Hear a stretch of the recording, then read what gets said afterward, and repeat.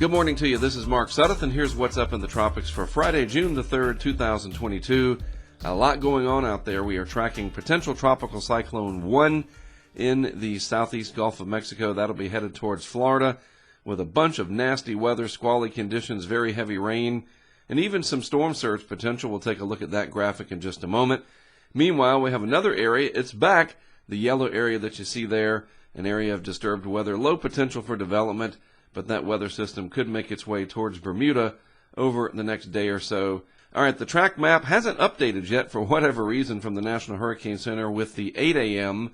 Eastern Time or 7 a.m. Central Time data, but we still have a tropical disturbance. It's not quite a depression or a storm, but that's just a label.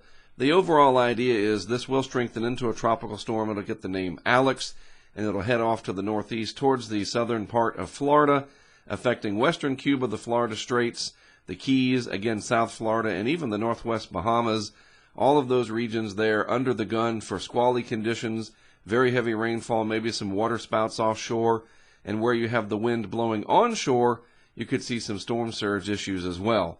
Here's a quick look at the key messages. I invite you to go to the National Hurricane Center website at hurricanes.gov. You see the link down there at the bottom, hurricanes.gov, and read these 3 bullet points. Very good, concise information for you, especially regarding that very heavy rainfall. Some areas in South Florida could see in excess of 10 inches of rain, maybe more than that. And with that big urban area down there, that could be a real big problem. All right, so looking at the satellite animation courtesy of Tropical Tidbits, fairly deep thunderstorm activity trying to develop in association with our disturbance, but it is still having a hard time wrapping itself up. There is definitely a pattern of strong upper-level winds, some dry air in the area. Again, climatology is on our side in this situation. Yes, it's going to be a squally, rainy, nasty weekend for South Florida and vicinity, but this is why we don't have hurricanes in June to speak of. It's just usually not favorable enough for them, and that is certainly a good thing. Looking at a quick radar animation here from Radar Scope, a great app, by the way. Well worth the money. This is what we use out in the field.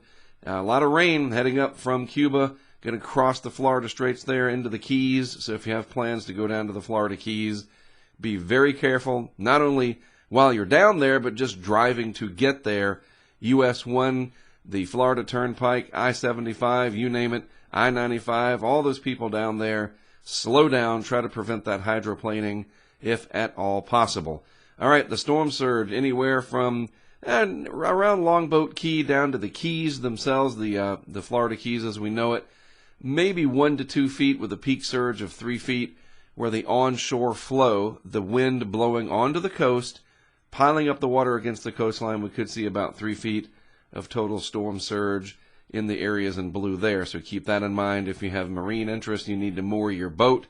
All right, the rainfall threat in the red, and really the green, the yellow, and the red, that whole area there, most of the southern part of Florida, the southern third, yes, you're going to have a lot of heavy rain with the risk of very substantial flooding in South Florida. That's the highest. And again, travel, all the people wanting to go to Florida, it's officially the unofficial start of summer. Memorial Day weekend it's just going to be nasty the next day or so. Hang in there. It'll get better from here, at least for now. One situation that we need to really monitor here is airlines. I flew back from Denver yesterday, and I saw a lot of people stuck in the Charlotte airport. Denver seemed to be okay, but Charlotte was having some issues. There are staffing problems. It's just a real mess. And added to that, I was looking at the misery map here from FlightAware.com, and Miami is not real bad right now. Neither is Fort Lauderdale, but I think that's going to increase. We're going to see that red in there, that misery of canceled flights start to increase. So be sure to check, maybe change your flights if you can to another week. Some people just aren't flexible. You can't, but you got to dig in and be patient, because it's going to affect not just South Florida, but other hubs as well around the country. Travel very difficult this summer via airlines, which is a whole other issue, but when you add the weather into it, it's going to make things worse and just compound the issue.